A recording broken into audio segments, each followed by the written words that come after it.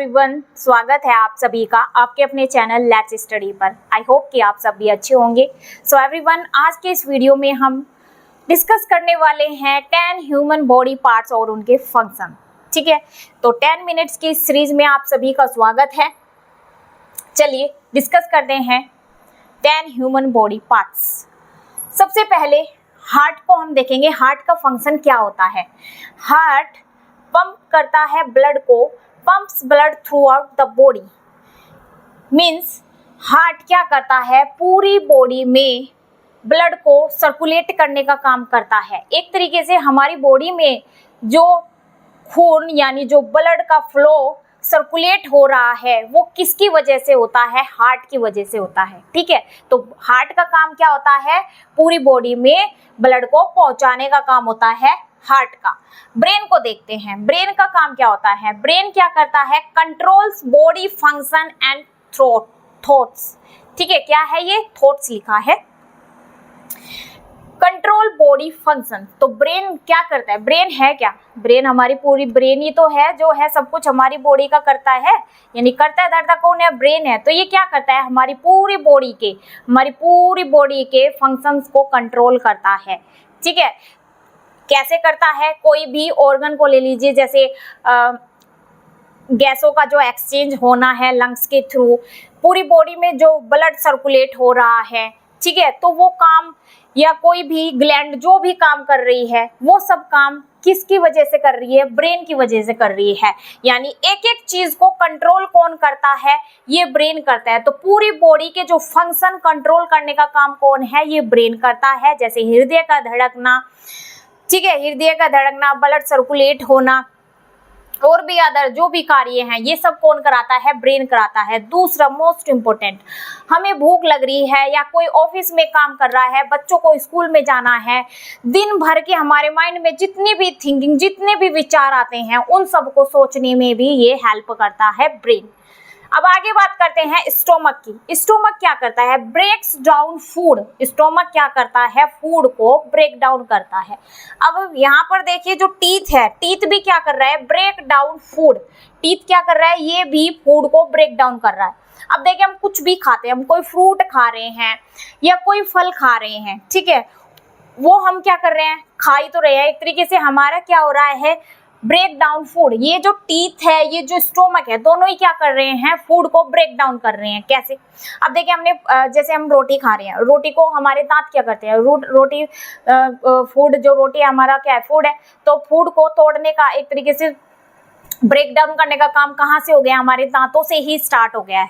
तो इसलिए बोला गया है टीथ क्या करते हैं? टीथ का काम ओनली यही है, हम फ्रूट खाए या कोई भी चीज खाए, रोटी खाए, उसको तोड़ने का, उस फूड को खाने का काम, तोड़ने का काम, एक तरीके से ब्रेक डाउन करने का, तोड़ने का काम कौन कर रहे हैं? दांत कर रहे हैं। अब स्टोमक के लिए भी यही है। अब देखिए जब हम रोटी खा लेते हैं, वो जो रोटी खाते हैं वो डाइजेस्ट एक तरीके से पूरी कंप्लीट, जो फूड जाके जो ब्रेक होता है वो कहाँ होता है? हमारे स्टोमक में। कहाँ पे होता है? हम लोगों के स्टोमक में जाके फूड एक तरीके से टूटता है, पूरा ब्रेक डाउन हो जाता है।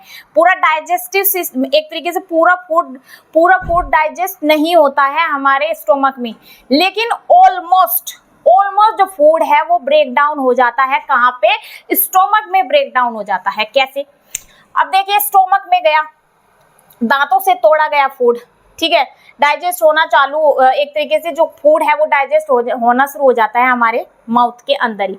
हमारे माउथ द्वारा जो फूड डाइजेस्ट होता है उस पार्ट को बोलते हैं, जो जितना भी फूड डाइजेस्ट हुआ है वो कहलाता है बोलस। क्या कहलाता है? बोलस। अब बात करते हैं स्टोमक में।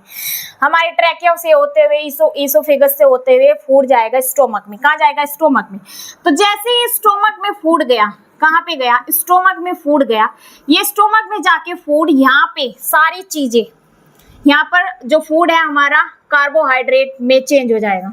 क्या फॉर्म ले लेगा? फूड ने क्या फॉर्म ले लिया? टूट जाएगा, एक तरीके से कंप्लीट टूट गया है। कोई रोटी का टुकड़ा नहीं बचेगा स्टोमक में जाके।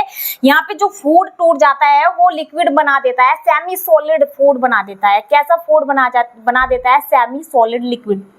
ठीक है, स्टोमक में जो वो फूड हमारा इकट्ठा हो जाता है सेमी लिक्विड फॉर्म में। कैसे हो जाता है? सेमी लिक्विड फॉर्म में, कार्बोहाइड्रेट फॉर्म में टूटेगा।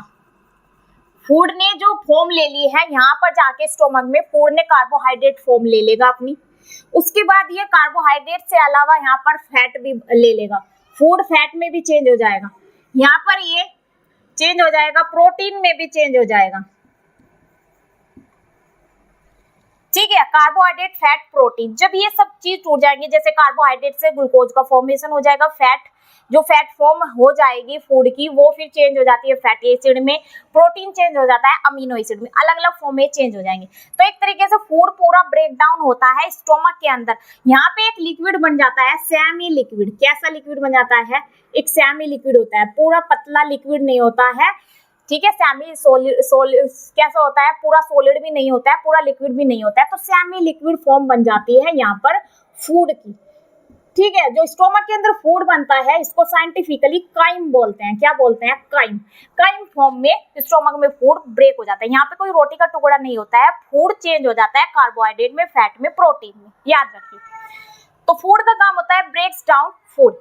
बोन्स का काम होता है प्रोवाइड स्ट्रक्चर एंड सपोर्ट। एक तरीके से हमारी पूरी बॉडी को जो स्ट्रक्चर, ये जो बोन्स होती है क्या करती है? ये हमारी बोन्स हमारी बॉडी को सपोर्ट देती है। कैसे सपोर्ट देती है? अब हमारी पूरी बॉडी पे जो स्किन है, जो हमारी पूरी बॉडी पर स्किन फैली हुई है, ये किसके ऊपर फैली हुई है? इन बोन्स के ऊपर ही तो फैली हुई है। किसके ऊपर फैली हुई है? हड्डियों के ऊपर फैली हुई है स्किन।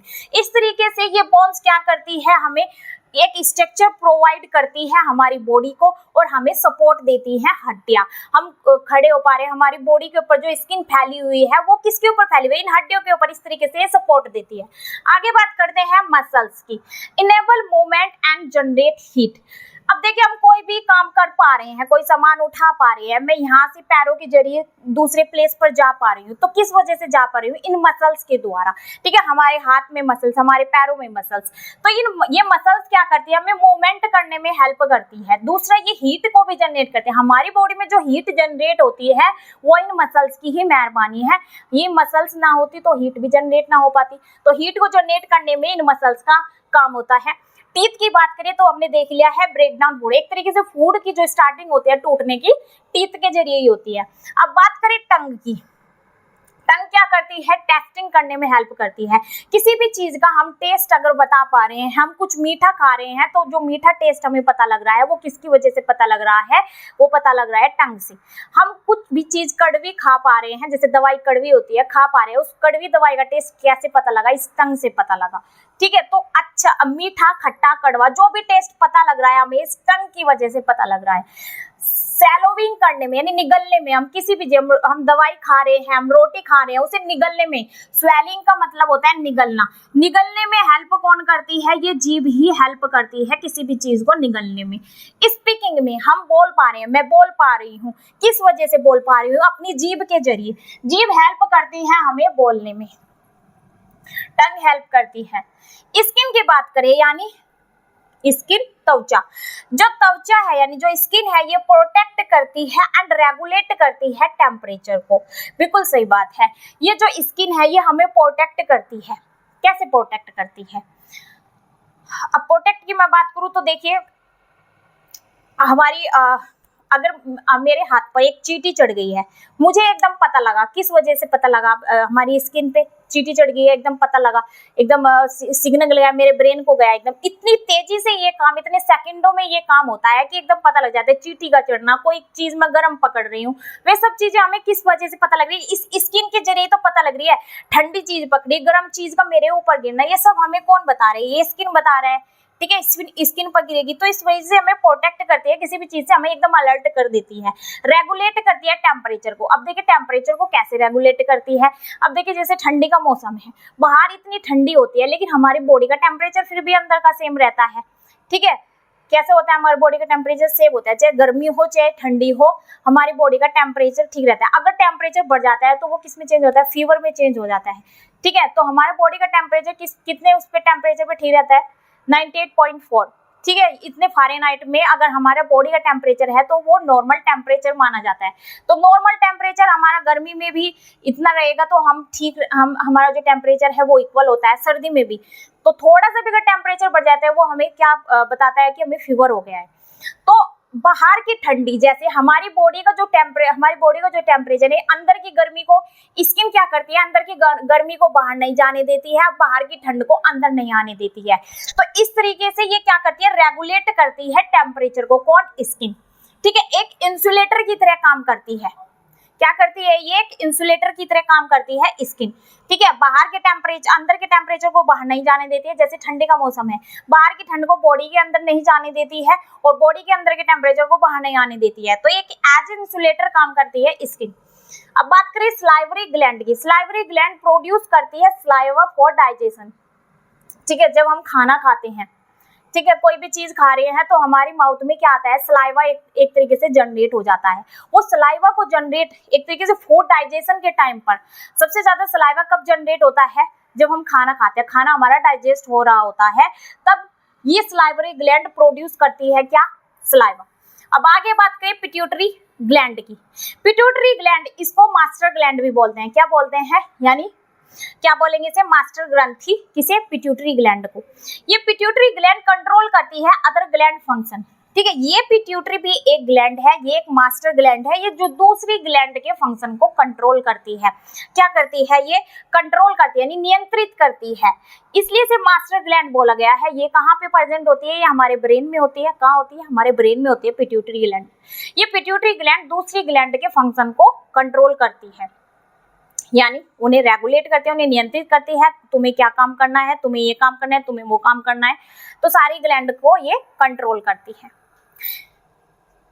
तो उम्मीद है ये जो मैंने यहाँ पर इन सब के फंक्शन के बारे में बताया ह्यूमन पार्ट्स के, आपको क्लियर हुआ होगा।